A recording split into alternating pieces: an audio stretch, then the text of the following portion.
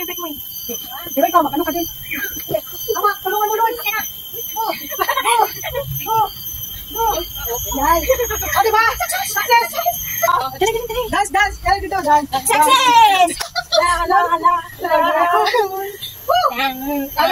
Vlog mo yan? Sige. Yes. Hello, guys.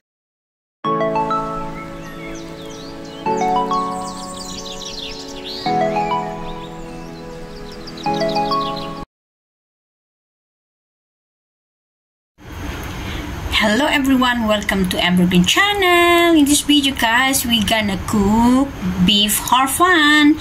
Ito ang main ingredients. Ito yung beef, 300 grams. Ayan. Horfun. Ito naman chai sim. Instead na bean sprout, itong ilalagay ko guys. Wala akong chai bean sprout. Ito naman yung spring onion, garlic, ginger, onions, water, brown sugar, dark soya sauce. Ito yung Chinese cooking wine, light soya sauce, olive oil, salt, pepper, and sesame oil. And guys, marinate natin ang ating beef. Ito yung 1 teaspoon of corn flour. Lagyan natin ng sesame oil. Lagyan natin ng light soya sauce. Ayan. Lagyan natin ng dark soya sauce. Ayan. Ayan, isunod natin ang Chinese wine cooking. Ayan. At saka pepper. Ayan. Lagyan din natin ng konting tubig. Ayun. Tapos, i-mix natin. Ayan. Mix. Ayan. Ito ang pang-marinate natin sa ating beef horfun. I-marinate natin ng 20 to 30 minutes. Ayan. Ayan guys, i-mix na natin ang ating beef. Ayan. Natin ang ating ayan. Ayan, i-marinate natin ng 30 minutes. I-ready natin ang sauce, marinate for the noodles. Ito yung oyster sauce. Lagyan natin ng 2 tablespoon. Isunod natin ang light soya sauce. 1, 2. Sunod naman natin ang dark soya sauce, 2 tablespoon. 1, 2, at 1 tablespoon Chinese cooking wine. Ayan, 1 tablespoon. And a little bit of water. Tingnan. 1 tablespoon of water. Saka 1 teaspoon of sugar. Ayan, 1 teaspoon of sugar. Nilagyan na natin ng white pepper. Ayan. Mix na natin. Ayan. So, guys, iwas muna natin ang ating vegetables.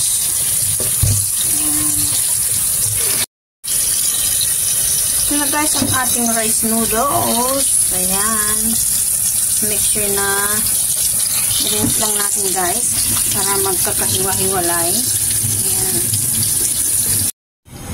Ayan na guys, tayo nang mag-fry. Magluto na tayo. Lagyan na natin ang ating olive oil.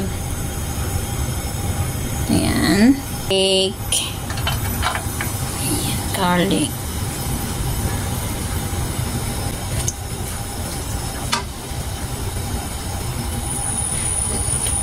Garlic.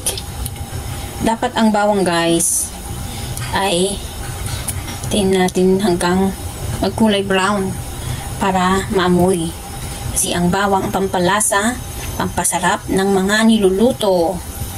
At alam ba ninyo ang garlic ay very a very good benefit sa ating katawan. Lalo daw sa mga, sa mga high blood. Mayroon akong friend na nagtatrabaho dito sa Singapore noon.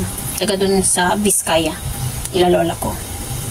Laging may high blood yun. Tapos ang ginagawa daw niya, parang yung 2 operasong bawang, parang prito ba yun o binibake niya. Tapos kinakain niya yung bawang para daw ma-lessen yung yung pagiging niya, high blood. Kaya pwede naman daw ilagay doon sa tubig at inumin mo. Pero I think mas mabilis ang bisa nung kakainin mo talaga yung bawang. Isa pa nung nasa Chinese ako. Kung maghahanda na ako ng pang-dinner ng amo ko, yung Chinese na yon. Pangalan niya ay si Ang pangalan niya? Nagtatrabaho sa Olson Hotel. Kalimutan ko talaga pangalan niya. Nagkakat ako ng 2 o 3 piraso ng garlic. Chinachap ko yan. Tapos kinakain niya. Hinahalo niya doon sa mga pagkain niya na hindi luto guys. Hindi luto. Alam niyo yun. Very long life yun.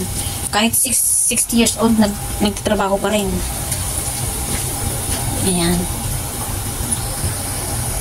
Guys, ayan na ang ating bawang. Naamoy-amoy ba ninyo? Ayan, nag-brown na. Isunod na natin ang ating ginger. Ayan. Ginger. Ayan.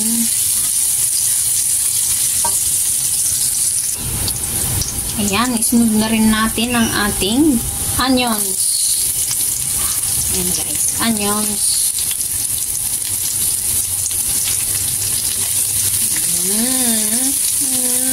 Bango ah.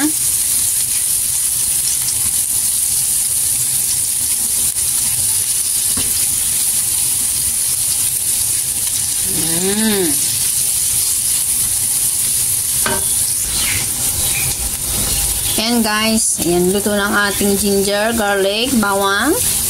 Ilagay na natin ang ating beef. Pero ito quick lang guys, para hindi ma-overcook. Ayan, wow, dami ah. Wow, grabe. Madami ang ating beef. Lagyan natin ng konting tubig. Ayan.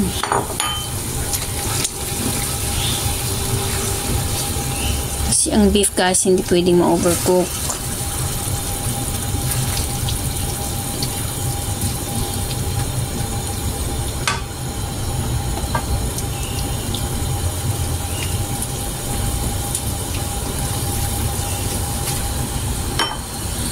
Guys, naamoy ba ninyo? Ayan, ang ating beef horfun. Ilagay na natin ang ating rice noodles. Wow, ang dami. Ang dami guys. Grabe. Parang magluluto na ako nito ah. Grabe, ang dami. Tapos ilagay na natin guys ang ating sauce. Napakadami. Parang ang black nito ah. Ayan, ang ating sauce. Mix na natin guys.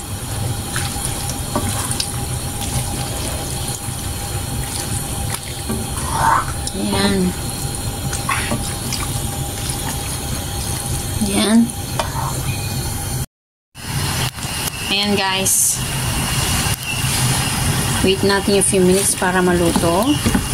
Para hindi naman ma-overcook ang ating beef. Ayan. A few minutes lang guys. Diba? Masarap ang ating beef noodles. Diba? Paborito ko yan guys. Masarap din guys yung masarap din yung tawag doon, seafood. Mahal nga lang pag seafood. Kasi pag seafood marami. Itong beef isa lang, diba?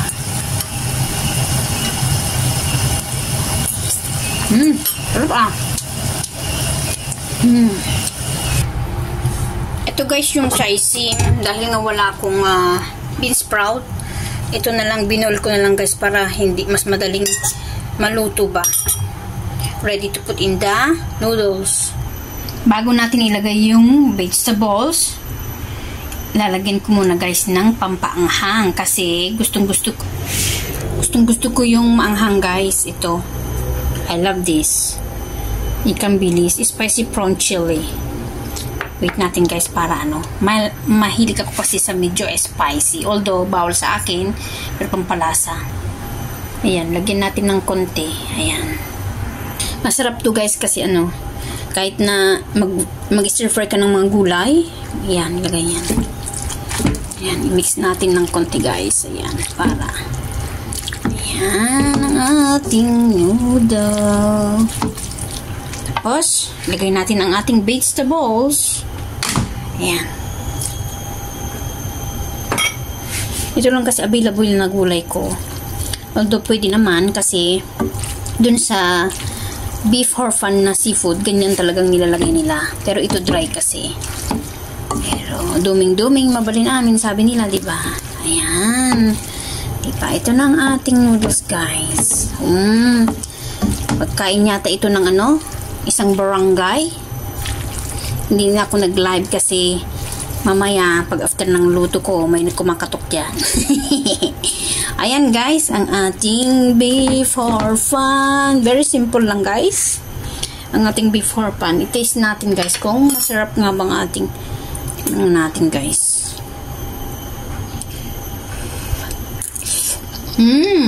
Wow, God, thank you. Ang sarap-sarap.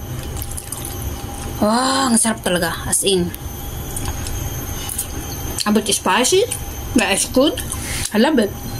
Try nga natin yung beef guys.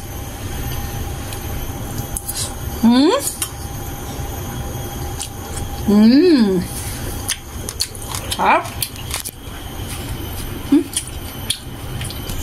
Sarap guys, sarap. Guys, luto na ang ating beef horfun. Dry. Ilagay na natin ang ating pangpa-colorful sa ating niluto, ang spring onion. Ayan, di ba? Oh, di ba? Isang palayok. Pagkain ko lang yan, kung ilang araw kong kakainin ito hanggang Sabado Linggo na yan. Ayan, guys. Yummy. Ayan, dyan na po nagtatapos guys ang aking pagluluto. Sana nabusog kayo at sana may natutunan kayong recipe galing na naman kay Evergreen Channel. Thank you guys for watching. Please don't forget to like, subscribe, and hit the bell for more updated videos. Ito pala isang recipe ng isang Chinese. Tinatawag nilang beef horfun. Thank you for watching. God bless.